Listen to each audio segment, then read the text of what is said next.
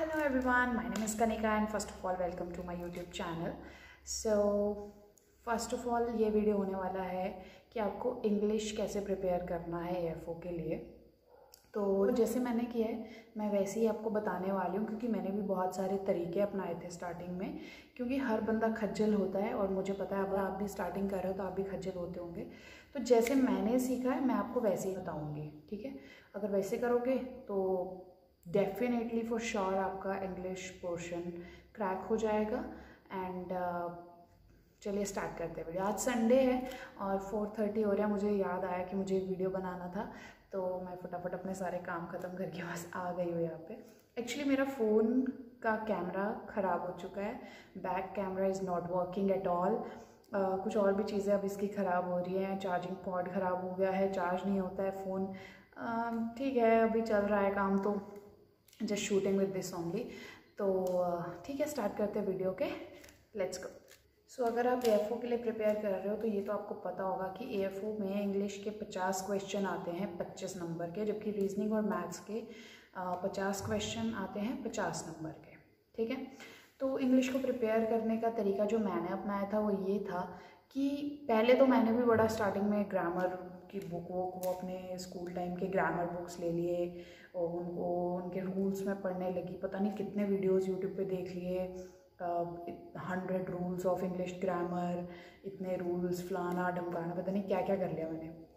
But जब मैं उन रूल्स को पढ़ के फॉलो करके एग्ज़ाम देती थी, मॉक टेस्ट देती थी, तो मेरा क्रैक ही नहीं होता था। मेरा इंग्लिश का कट ऑफ बिल्कुल कम रह जाता। अगर 6 नंबर गया है कट ऑफ, तो मेरे नंबर आते थे 7, 8, जो कि बिल्कुल वर्ज पॉइंट पे होते थे, जो रिस्की है मेरे लिए, ठीक है। मैं इतना लेके नहीं चल सकती। अगर 5-6 नंबर कट ऑफ जाता है तो मुझे एटलीस्ट 15 नंबर तो चाहिए भाई इंग्लिश में, ठीक है। अगर cut off overall cut off को भी क्रैक करना है तो इंग्लिश वैसे स्कोरिंग होता है, तो अगर नंबर ज़्यादा लोगे तो ज़्यादा इम्पैक्ट पड़ेगा आपका ओवरऑल जो आपका कट ऑफ जाता है उस पर, ठीक है। तो मैंने कैसे किया है और आपको भी कैसे करना है वो मैं आपको बता देती हूँ। सबसे पहले तो मॉक टेस्ट उठा लो, ठीक है।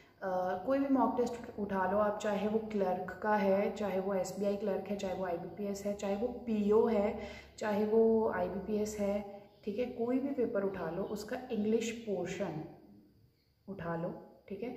उसको सॉल्व करो टाइम के अकॉर्डिंग, जैसे आपका टाइम रहता है। कोशिश करो कि जितना टाइम AFO में एक सेक्शन को कवर करने के लिए मिलता है उतने ही टाइम में आप उस पूरे क्वेश्चंस को इंग्लिश के सॉल्व कर दो, ठीक है।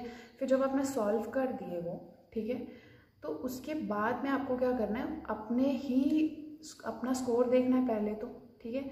फिर उसको अपने स्कोर को एनालाइज करना है। अब एनालाइज कैसे करोगे, टेक्स्ट बुक के अगर आपने मॉक टेस्ट्स लिए हुए हैं तो उसमें डिस्क्रिप्शन दिया होता है। जब आप टेस्ट दे दोगे आपका रिजल्ट आ जाएगा, तो एक एक क्वेश्चन का डिस्क्रिप्शन दिया होता है, चाहे आपने वो सही किया होगा चाहे आपने वो गलत किया होगा, तो उन डिस्क्रिप्शंस को देखो, ठीक है। क्योंकि टेक्स्ट बुक वाले जो एग्ज़ाम सेट करते हैं ना, वो एग्जैक्ट जो एग्ज़ाम होता है ना उसके अकॉर्डिंग सेट करते हैं, तो उसमें जो डिस्क्रिप्शन दे रखा होगा उन रूल्स को आप लिखो, नोट्स बनाओ, वो याद भी रहते हैं क्योंकि आपने वो क्वेश्चन अटेम्प्ट किया है। अगर एग्ज़ाम में वैसे ही सेम क्वेश्चन आएगा तो आपको याद रहेगा कि मैंने ऐसा क्वेश्चन अटेम्प्ट किया है और इसका रूल ऐसा था, ठीक है। और वो लिख के रखना है आपको सारे रूल्स इंग्लिश की। एक कॉपी ले लो छोटी सी, उसमें वो सारे रूल्स लिखो जो टेक्स्ट बुक के इंग्लिश के क्वेश्चंस के डिस्क्रिप्शन में आते हैं। समझ में आया?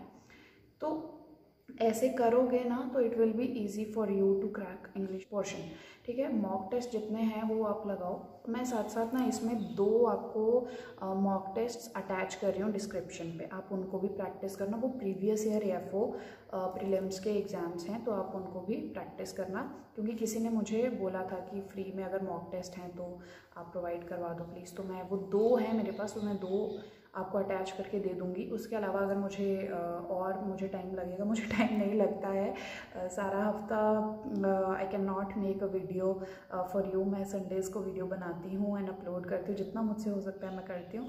सो मुझे सपोर्ट मिल रहा है आपका और मुझे बहुत खुशी भी होती है।